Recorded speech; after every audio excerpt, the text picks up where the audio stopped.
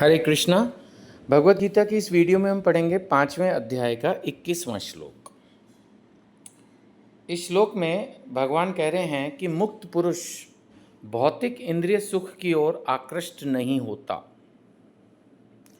देखो, जिसने ये समझ लिया कि ये दुनिया टेम्परेरी, इस दुनिया के सारे रिश्ते टेम्परेरी, सुख टेम्परेरी, दुख टेम्परेरी, मिथ्या नहीं है ये जगत मिथ्या नहीं है, लेकिन हाँ टेम्परेरी ज़रूर है। टेम्परेरी को हिंदी में क्या बोलेंगे पता नहीं, मतलब कि जो थोड़े समय के लिए रहता है ना। तो ऐसा पुरुष भौतिक इंद्रिय सुख की ओर आकृष्ट अट्रैक्ट नहीं होता। उसको ये सब चीज़ें नहीं जो है वो अपनी तरफ आकर्षित करती। रूपा जी लिख रहे हैं श्लोकों के अपनी व्याख्या में कि ये दुनिया जो है वो सबसे ज़्यादा काम सुख से अट्रैक्ट होती है। सबसे बड़ा मोटिवेशन वही है, उसके बिना कुछ लोग कुछ कर ही नहीं सकते जीवन में, ऐसा प्रभुपाद जी लिख रहे हैं। लेकिन जो भक्त होगा उसको ये नहीं चाहिए।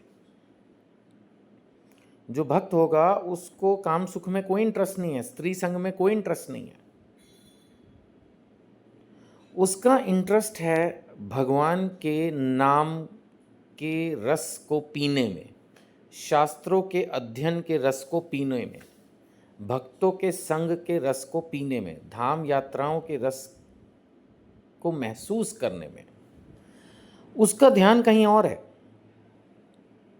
रस तो सबको ही चाहिए, बट जो कामी पुरुष है उसको स्त्री में ही रस मिल रहा है, लेकिन जो भक्त है उसको भगवान के भजन सुनने में रस मिल रहा है, भगवान का नाम लेने में रस मिल रहा है। जैसा मैंने कहा, शास्त्र अध्ययन में रस मिला। तो ये उच्च कोटि के रस है। वैसे भी जो स्त्री संग का सुख है वो टेम्परेरी है, आज है कल नहीं। कोई ना कोई रीज़न होगा, लेकिन वो सुख टेम्परेरी है, परमानेंट नहीं रह सकता। लेकिन भगवान के नाम लेने में जो सुख है वो परमानेंट है। वो इस जीवन के बाद आध्यात्मिक जीवन में भी मिलता रहेगा। तो जब भक्त को इस रस की आदत पड़ जाती, आगे चला जाता, तो ये जो ऑर्डिनरी लोगों को सुख मिलता है, कुछ को मदिरा में, शराब में सुख मिलता है, कुछ को नॉनवेज में, वो ये सब चीज़ों में पहली बात तो वो बचपन से ही लिप्त नहीं होता, क्योंकि भक्त जो होता है वो साइकिल बाई साइकिल ऐसे ही चलता रहता है।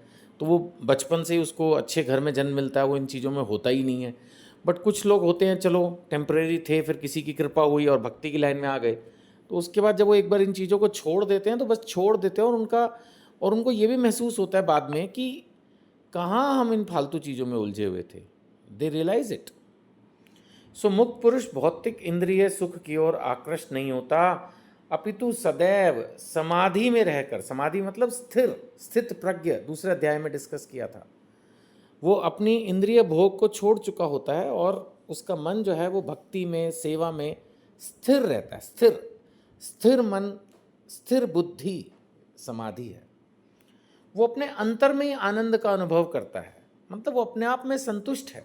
जितना मिल रहा है, जो मिल रहा है, वो उसमें संतुष्ट है। उसको भाग दौड़ नहीं करनी पड़ती सिर्फ सुखी होने के लिए। मैं ये नहीं कह रहा कि भक्त को रोटी भी ना दो तो वो सुखी रहे, वो रोटी तो उसको भी उठा के खानी पड़ेगी, लेकिन जो सुख के लिए इधर उधर भागना पड़ता है, वो भक्त को कहीं नहीं भागना पड़ता। वो जहाँ जिस स्थिति में है उसी में सुख रहता है, सुखी रहता है। इसी प्रकार स्वरूप सिद्ध व्यक्ति पर ब्रह्म में एकाग्रचित होने के कारण असीम सुख भोगता है। वही बात भगवान फिर कह रहे हैं कि वो एकाग्रचित है, उसका जो मन है वो एकदम सेटल्ड है, स्टेबल है, स्थिर है, तो असीम सुख भोगता है। 22वां श्लोक। बुद्धिमान मनुष्य दुख के कारणों में भाग नहीं लेता। अब ये जो कारण है, दुख के कारण, यहाँ क्या कहना चाह रहे हैं भगवान? दुख के कारण क्या है? दुख के कारण है बहुत अच्छा कुछ भी, बिलीव मी, उल्टा है ये। अगर हमारे जीवन में हमारी त्वचा बहुत अच्छी है, हम बहुत सुंदर हैं, तो ये भी दुख का कारण बन सकता है नहीं? शायद कुछ लोग ज़बरदस्ती ना चाहते हुए भी हमसे अट्रैक्ट होंगे, हमें परेशान करने की कोशिश कर सकते हैं, या किसी वजह से वो सुंदरता ऊपर नीचे हो जाए तो हम दुखी हो जाएंगे, तो दुख के कारण बन जाएंगे। इसी तरह से अगर हमारे पास बहुत धन है तो धन से दुनिया भर की टेंशन्स आती हैं, बहुत सारे लुटेरे पीछे लग जाते हैं, बहुत सारे टैक्स के नोटिस आ सकते हैं और बहुत तरह की समस्याएं, इवन धनी होने से भी। मैं ये नहीं कह रहा कि हम धनी होने की कोशिश ना करें, मैं एक जनरल बात कर रहा हूँ कि कई बार जो बहुत इम्पॉर्टेंट सुख के कारण दिखते हैं वो होते कई बार दुख के कारण हैं, कई बार, नॉट ऑलवेज।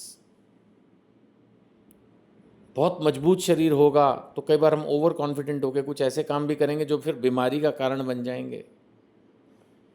तो कहने का मतलब है किसी का बहुत बड़ा घर होता है, कई बार वो इसी बात से दुखी है कि इतने बड़े घर को संभालूं कैसे, कोई है ही नहीं, बच्चे हैं वो विदेश चले गए, अब मैं अकेला हूँ। तो जो सुख के कारण होते हैं वो कई बार दुख के कारण बन जाते हैं। तो जो बुद्धिमान मनुष्य है वो दुख के कारणों में भाग नहीं लेता, वो इस तरह की चीज़ों के पीछे बहुत ज़्यादा फोकस नहीं करता, क्योंकि उसको पता है कि जितने भी सुख हैं ये इस तरह की जो चीज़ें हैं ये भौतिक इंद्रियों के संसर्ग से उत्पन्न होते हैं, भौतिक इंद्रियों से ये पैदा हो रहा है। हे कुंती पुत्र, ऐसे भोगों का आदि तथा अंत होता है। भगवान ने क्लियरली बोल दिया ये टेम्परेरी है ना, परमानेंट थोड़ी है, सनातन थोड़ी है कोई भी सुख।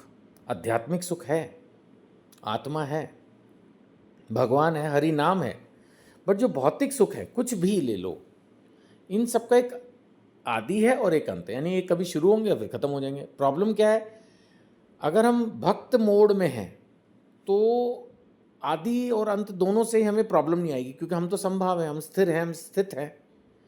जो आम आदमी होगा वो जब आदि होगी तो बड़ा खुश होगा और जब अंत होगा तो बड़ा दुख होगा। फिर जब विचलित हो जाएगा तो कैसे भक्ति करेगा, कैसे जीवन जिएगा। फिर इसलिए लोगों को डिप्रेशन होता है और 10 तरह की प्रॉब्लम होती हैं।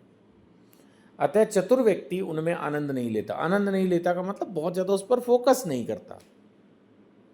अब कोई आदमी भक्त है और मान लेते हैं मेले में गया है तो उसको चारों तरफ की चमक दमक देख के ठीक ही लगेगा, लेकिन ऐसा नहीं है कि वो सोचेगा कि बस इससे ऊपर तो कुछ नहीं है, रोज़ मुझे मेले में ही आना चाहिए, है ना। या उसको अगर किसी दिन प्रसादम में 56 भोग मिल गए तो वो ऐसा नहीं है कि दुखी हो जाएगा, वो भी 56 भोग का आनंद लेगा, लेकिन वो ऐसा नहीं सोचेगा कि रोज़ 56 भोग ही मिलने चाहिए। अगले दिन उसको सिर्फ खिचड़ी प्रसादम मिलेगा तो भी वो उतना ही खुश रहेगा। उसको पता है प्रसाद प्रसाद है, प्रसाद को प्रसाद की तरह ही ग्रहण करना है।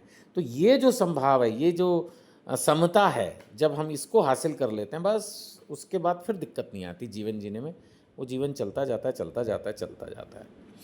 कुछ अच्छे लोग हमारे जीवन में आते हैं तो अच्छा ही लगता है, लेकिन कई बार फिर वो चले भी जाते हैं वॉट एवर रीज़न, या उनका व्यवहार बदल जाता है, वो एक ही बात है। तो ऐसे में जो है वो स्टेबल रहना बहुत ज़रूरी है। जब हम समझेंगे कि हमारा जो जीवन है वो बेसिकली हरि नाम लेने के लिए और मोक्ष की प्राप्ति के लिए और शास्त्रों के अध्ययन के लिए, समाज की, देश की, माता पिता की सेवा के लिए है, जब हम इन चीज़ों को समझेंगे कि जिसको कहते हैं ना, जैसे कोई बड़ी चीज़ के लिए आप बने हो, तो फिर इस तरह के छोटी चीज़ों से हम प्रभावित नहीं होते। That is what is the messages.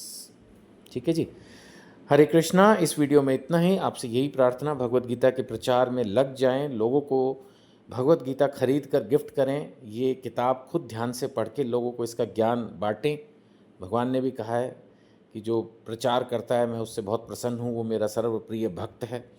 तो भगवत गीता के प्रचार में आप थोड़ा समय और थोड़ा धन जरूर लगाएं।